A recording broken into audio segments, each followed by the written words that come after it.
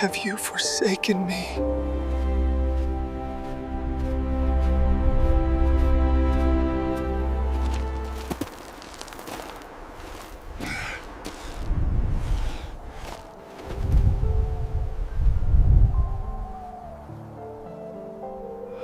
El Jordán quedaba atrás como una cinta de agua que aún guardaba la vibración de la voz.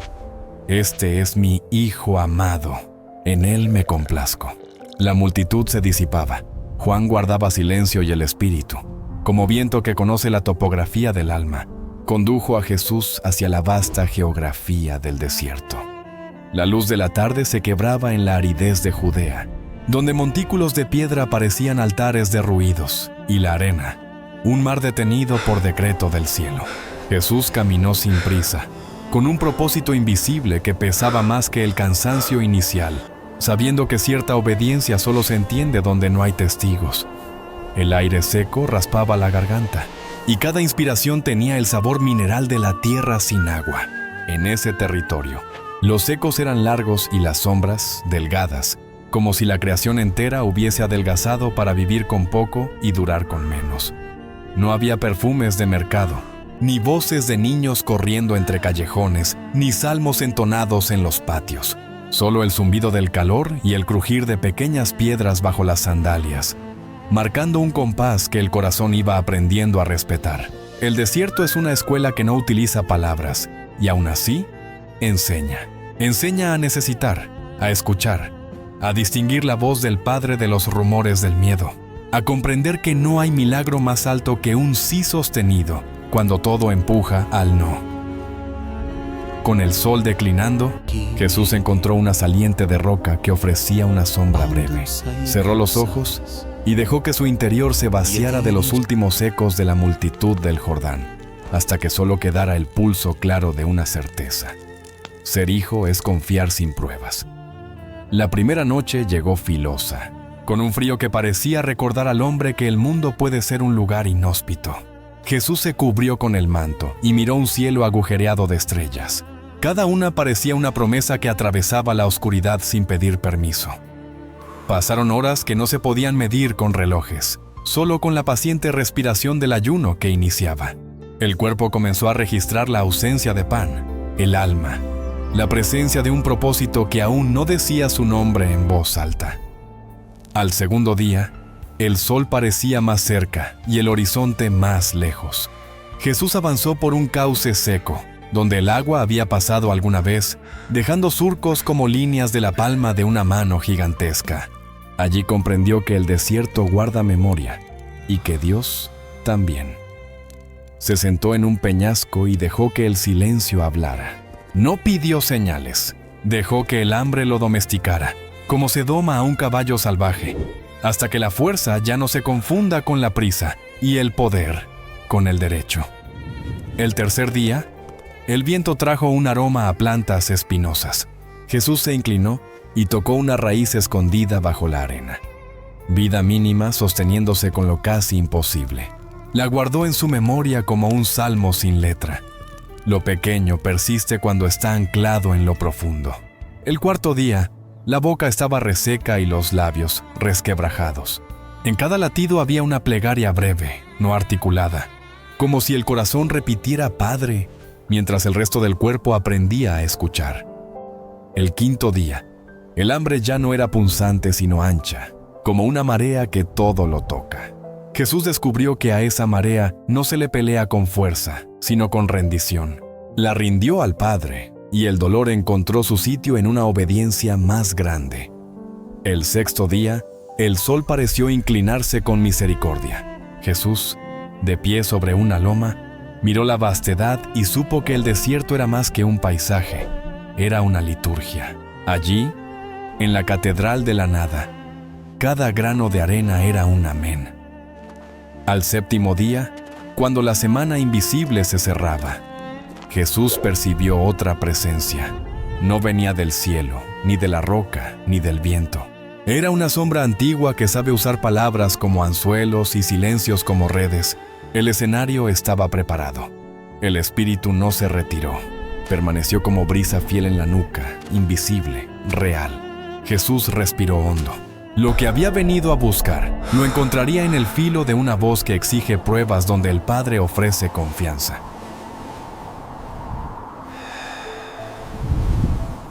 El sol de la mañana golpeó la piedra, que respondió con un olor áspero, casi metálico. El hambre, ya convertida en un personaje más del desierto, caminaba a la par de Jesús, pesando en sus costillas como una verdad incuestionable. Entonces, la voz llegó con una cercanía impertinente, como si conociera el mapa de las necesidades.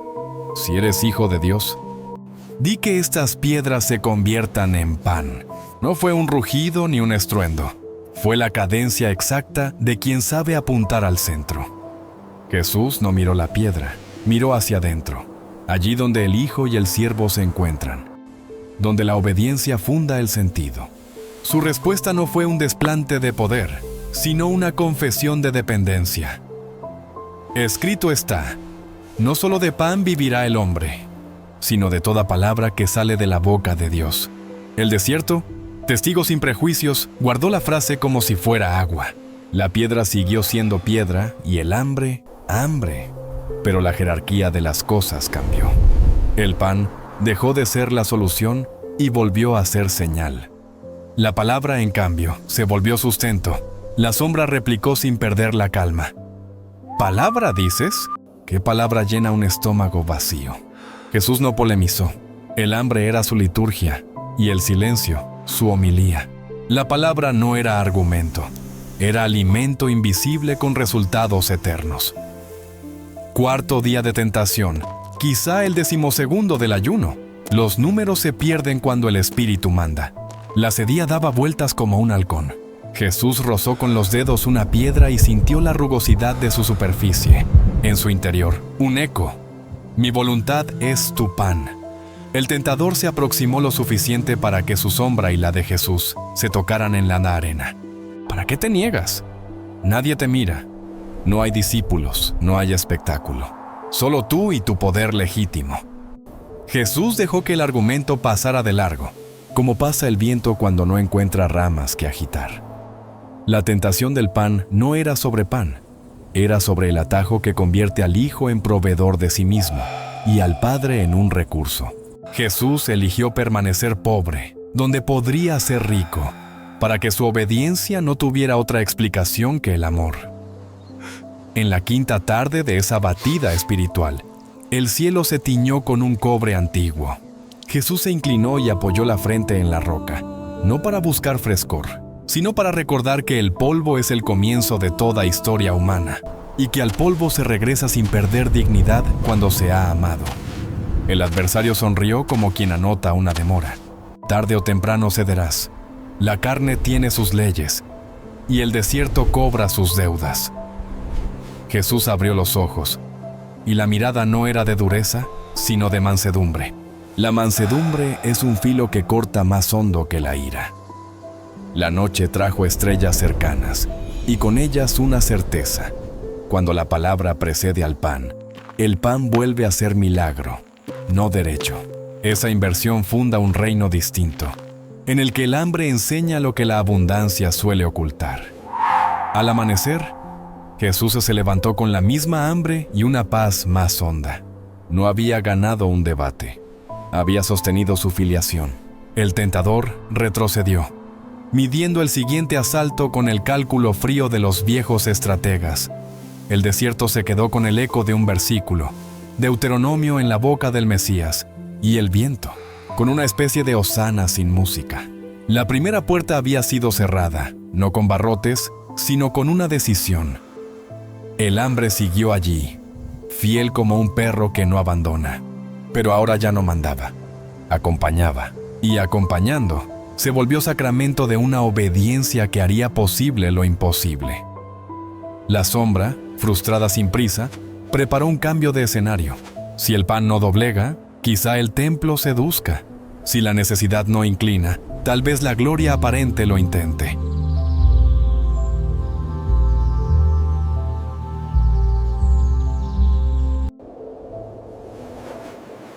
De pronto, la textura del aire cambió, como cuando empieza una tormenta que no llega a caer. Jesús sintió un vértigo sin caída, y en un parpadeo, Jerusalén se desplegó bajo sus pies como una lámpara encendida. El pináculo del templo se alzaba como una aguja, apuntando al cielo invisible. Allí, donde la fe de un pueblo respiraba desde hacía siglos, el adversario eligió pronunciar su teología torcida. Si eres hijo de Dios, tírate abajo. Escrito está: a sus ángeles mandará acerca de ti. La tentación era más fina que la del pan. No apelaba a la necesidad, sino a la identidad. Quería un milagro con espectadores imaginarios, una señal que hiciera innecesaria la fe y superflua la cruz. El espectáculo como atajo, el aplauso como absolución. Jesús recorrió con la mirada la ciudad. Callejones, patios, hornos encendidos, madres amasando, ancianos conversando. Vio también futuros, una entrada con palmas, una noche en el huerto, un madero levantado, una tumba abierta. El reino no se plantaría desde lo alto, sino desde lo hondo. También está escrito: no tentarás al Señor tu Dios. La respuesta fue un plomo que enderezó la balanza. Citar la Escritura no es dominarla, es dejarse dominar por ella sin arrancarla de su corazón, donde los versículos forman un único latido. Satanás esgrimió una sonrisa que se parecía a la compasión. ¿No sería misericordia evitarte el dolor? Un salto ahora y te ahorrarás clavos después. Jesús no razonó la cruz, la abrazó por adelantado, decidiendo no ahorrar donde el amor le pedía gastar hasta el último aliento. El viento lamió las piedras del templo con una lengua fría. El adversario dio un paso más, murmurando: la ciudad cree en signos, dales uno grande, y quedarán rendidos. Jesús sabía que la fe que nace del asombro muere con el olvido, y que el asombro sin conversión es solo un fogonazo. El pináculo guardó unos segundos de silencio sagrado, como si el templo entendiera que estaba siendo defendido de un culto falso. El culto a la seguridad sin obediencia, a la protección sin confianza, a los ángeles sin el Dios que los envía. La sombra se retiró un paso, no vencida sino calculando. La Escritura, usada como arma, había sido desarmada por la Escritura acogida como voluntad. Jesús, inmóvil, dejó que la tentación perdiera combustible en la altura. La ciudad, ignorante del duelo sobre su techo, seguía cocinando panes y encendiendo lámparas. El Mesías eligió no lanzarse desde arriba, sino descender por los escalones invisibles de la mansedumbre, para levantarse más tarde desde el sepulcro. El paisaje se disolvió. El desierto volvió, con su exactitud brutal. Las estrellas estaban donde debían, el frío donde podía, y el ayuno como un mensajero fiel. El tentador, herido en su orgullo, apuntó a su dardo más antiguo, el poder. Jesús, de pie en la arena, sintió que un reino crecía sin ruido dentro de él, como crecen las semillas que no se ven. El siguiente asalto no pediría versículos, pediría genuflexión. La tentación del pináculo dejó una enseñanza suspendida en el aire. No hay promesa que autorice a exigir pruebas al Dios que promete, porque exigir pruebas es dejar de conocer su voz. La noche terminó sin sobresaltos, pero con la sensación de que el mundo se había acercado peligrosamente a una decisión. La decisión estaba hecha. El Hijo no negociaría su camino con la altura, porque su trono pasaba por la bajeza de la cruz.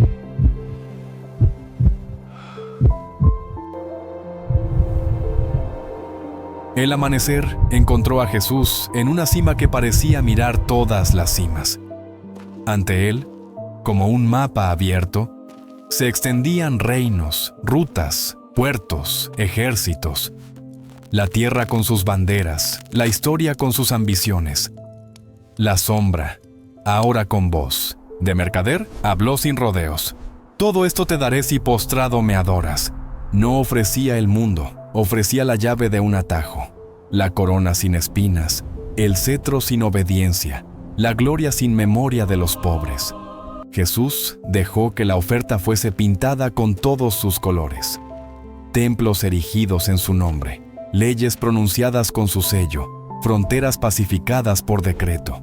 Los hombres aman el poder que los libra del esfuerzo. y los poderosos aman los pueblos que los libran de la cruz. El silencio de Jesús no fue duda, fue discernimiento. La pregunta no era, ¿es mío?, sino ¿cómo? No puedo, sino debo. El reino del Padre no entra por imposición, sino por invitación. Se parece a la levadura, no al ariete. Escrito está, al Señor tu Dios adorarás, y a Él solo servirás. La frase fue un terremoto que no movió la montaña, pero desplazó el eje de la historia. El diablo no retrocedió por miedo, sino por incapacidad. Allí donde no hay idolatría, su mercancía no encuentra comprador. La tentación del poder fue la más honesta, y por eso la más peligrosa. Decía en voz alta lo que los reinos susurran en secreto. Jesús eligió servir donde se le ofrecía reinar, y esa elección decidió el tono de cada gesto futuro. El adversario cambió de estrategia por un instante y simuló piedad.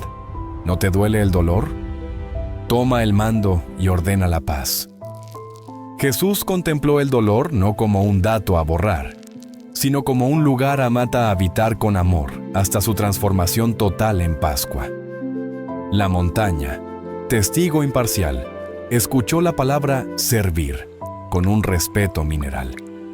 En ese verbo cabían lavatorios de pies, panes multiplicados, perdones imposibles, una cruz cargada sin espectáculos, un sepulcro sin dueño. El diablo se replegó como se repliegan los ejércitos que no han hallado brecha. No estaba derrotado, para siempre, pero había topado con la geometría invencible de la obediencia. El triángulo de la palabra, la confianza y el servicio. El paisaje no cambió, cambió su significado. Los reinos siguieron siendo reinos, pero ya no eran tentación, sino campo de misión. Ya no eran codiciables, sino amables. Ya no eran botín, sino viña. En el aire quedó una certeza quieta. El camino real del Mesías se abriría no con la espada del poder, sino con la herramienta del siervo. El soberano se definió arrodillándose ante el Padre, no ante la utilidad. El diablo partió, Lucas dirá hasta otra ocasión. Y los ángeles, discretos como los que conocen el protocolo de la gloria, se acercaron con un alivio que no era pan ni espectáculo, era consuelo. El vencedor del desierto desayunó fidelidad.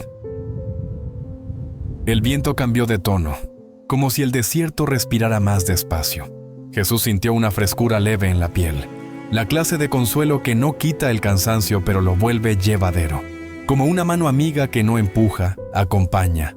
Un arroyo, improbable como una risa en funeral, apareció entre rocas.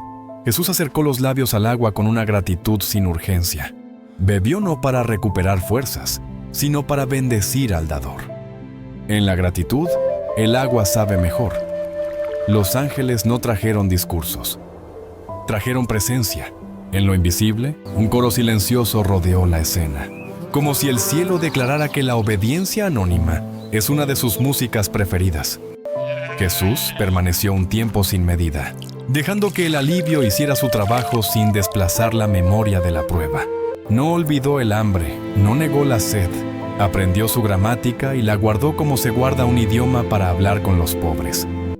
Mientras el sol trepaba con firmeza, Jesús miró hacia la llanura donde Galilea lo esperaba.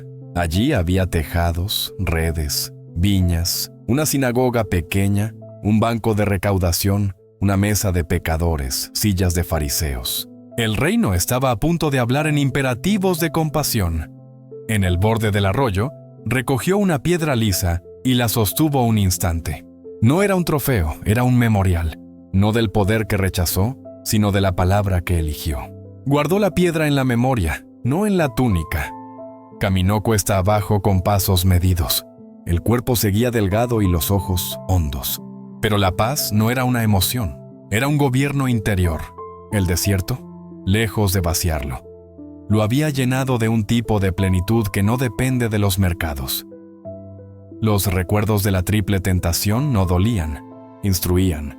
En la mesa de sumisión, esas memorias serían pan partido para los suyos. Cuando tengas hambre, recuerda la palabra. Cuando busques espectáculo, recuerda la confianza. Cuando te ofrezcan poder, recuerda el servicio. El espíritu, que no abandona, le marcó la ruta hacia casa.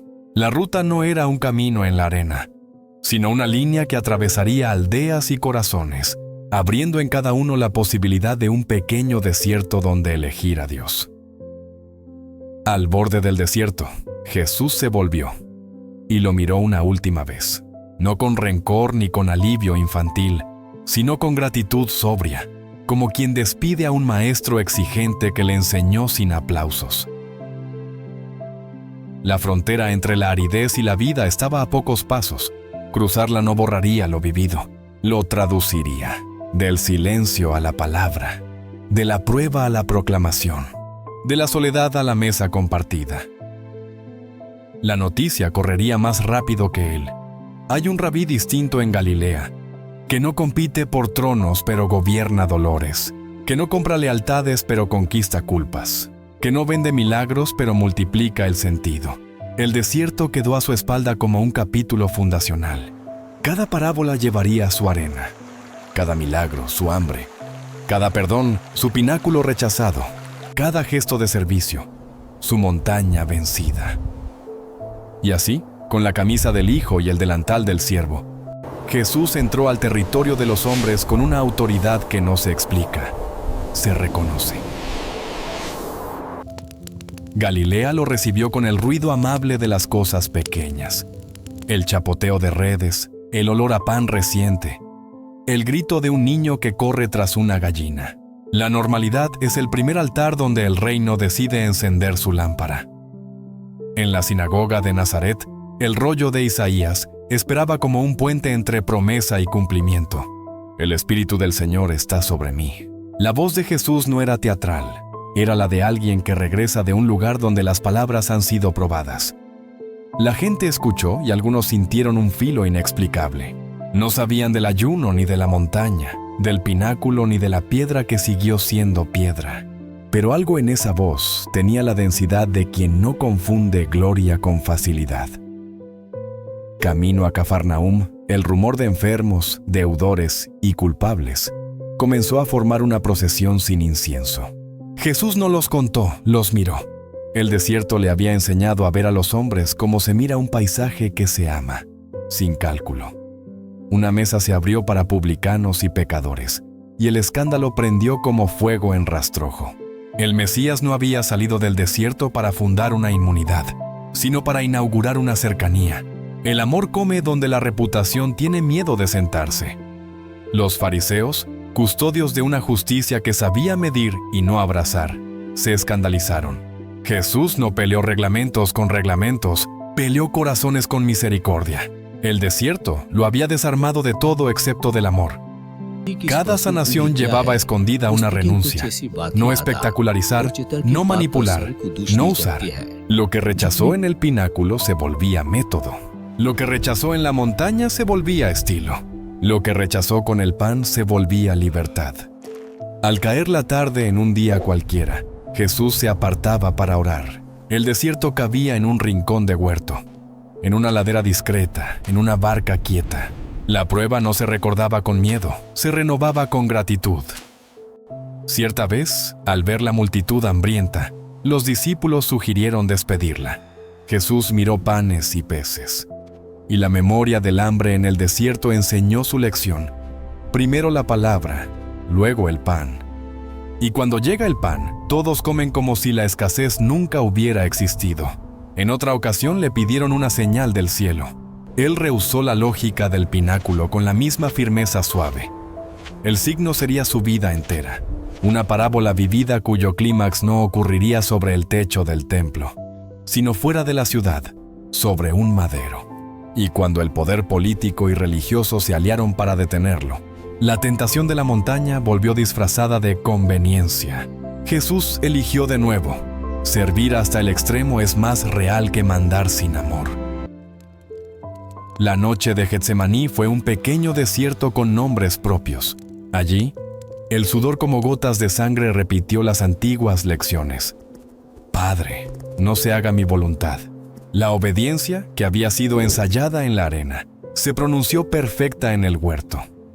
La cruz no lo tomó por sorpresa. Era la inevitable estación final de quien rechazó el atajo.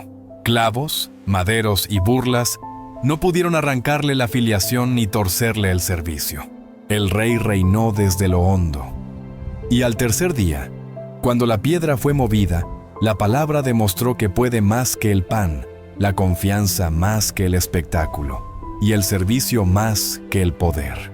El desierto había forjado al Salvador para que la tumba no pudiera retenerlo. Desde entonces, cada discípulo que atraviesa su propio desierto encuentra huellas antiguas, negaciones que alimentan, silencios que sostienen, renuncias que hacen reinar. Las huellas llevan a una mesa y finalmente a una tumba abierta. El título de su realeza se escribió en 3 lenguas sobre la cruz, pero su cetro fue tallado en arena. Allí aprendió a ser hijo sin condiciones. Y allí decidió ser hermano para siempre de todos los que tienen hambre, dudan o sueñan con atajos. Porque en el desierto no ganó un argumento, fue forjado un Salvador. Y desde esa forja, el mundo conoció un reino capaz de multiplicar el pan sin vender el alma, de hacer señales sin exhibirse, y de reinar sirviendo hasta el fin.